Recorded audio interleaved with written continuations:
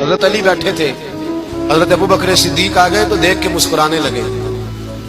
تو مولا علی شیر خدا کہنے لگے ابو بکر ہنستے کیوں ہو؟ کہا حضور نے فرمایا تھا قیامت کے دن علی جنت کی ٹکٹیں تقسیم کرے گا. کہنے لگے لگتا ہے حضور نے تمہیں پوری بات نہیں بتائی.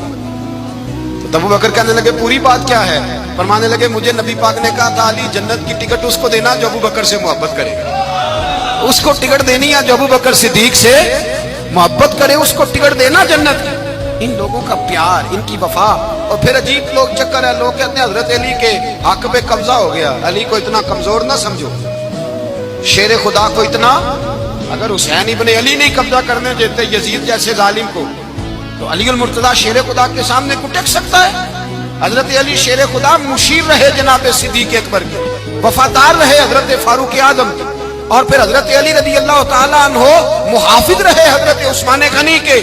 وہ رسول اللہ صلی اللہ. اور سنو ایک عجیب بات لکھی ہے بزرگوں نے، کہتے ہیں بدر یا احد میں ایک جنگ میں ایسا بھی ہوا کہ کپڑا نہیں ملتا تھا جھنڈا بنانے کے لیے، تو حضرت عائشہ کی ایک پرانی چادر تھی، اس کا جھنڈا بنایا گیا. تو جھنڈا سب سے پہلے مولا علی شیر خدا نے اٹھایا. حضرت عائشہ صدیقہ کے ساتھ پیار مولا علی شیر خدا رضی اللہ تعالیٰ. یہاں تو لوگ نہ جانے کون سی خدمت کر رہے ہیں. اگر حضور کے قریب رہنے والے، پاس بیٹھنے والوں میں آپس سے اتنی اتفاق نہیں تھا تو آج مسلمانوں میں کیسے پیدا ہو؟ تم نے تو دین کا سارا رنگ ہی گدلا کر کے رکھ دیا. تم نے تو وہاں بغض پیدا کر دیا جہاں سے لوگوں کو اتفاق کا درس ملنا تھا، وفا کا سبق جہاں سے لوگوں نے پڑھنا تھا، تم نے وہی حالات خراب کر دیے. مولا کائنات شیر خدا کرم اللہ تعالیٰ وجہ الکریم صحابہ کے مجمع میں بیٹھے تھے، یاروں کے بیچ بات ہو رہی تھی. اب حضرت علی کی تعلیم سن لیں. حضرت علی کی تعلیمات کیا ہیں؟ بیٹھے تھے، گفتگو چھڑ گئی حضرت علی رضی اللہ تعالیٰ عنہ کی. ہر آدمی نے کہا مجھے فلاں چیز پسند ہے، فلاں چیز پسند ہے، فلاں چیز.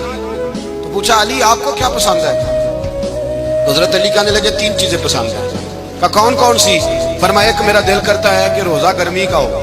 حضور فرماتے ہیں تمہیں پتہ چل جائے رمضان میں برکت کیا ہے تو تم کو سارا سال ہی روزے ہونے چاہیے. یہ اتنی فضیلت کی بات ہے. حضرت علی شیر خدا کہتے ہیں مجھے گرمیوں کا روزہ پسند ہے.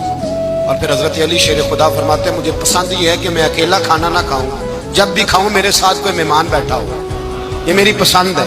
حضرت علی کہتے ہیں میری تیسری پسند یہ ہے کہ میرے مقابلے میں جو دشمن آئے وہ کمزور نہیں ہونے چاہیے، وہ کمزور نہیں، وہ تگڑا طاقتور دشمن آئے.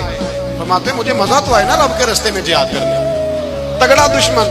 آج مسلمانوں کا بڑا دشمن پیدا ہوا ہے اور سربراہ ہے اسلام کے سارے دشمنوں کا، لیکن مسلمان اس سے ڈرتے ہیں، اس سے تعلق بنانا چاہتے ہیں، وہ اس کے قریب جانا چاہتے ہیں. حضرت علی نے پیغام دیا، مزہ ہی تب آتا ہے جب دشمن دلیر ہو.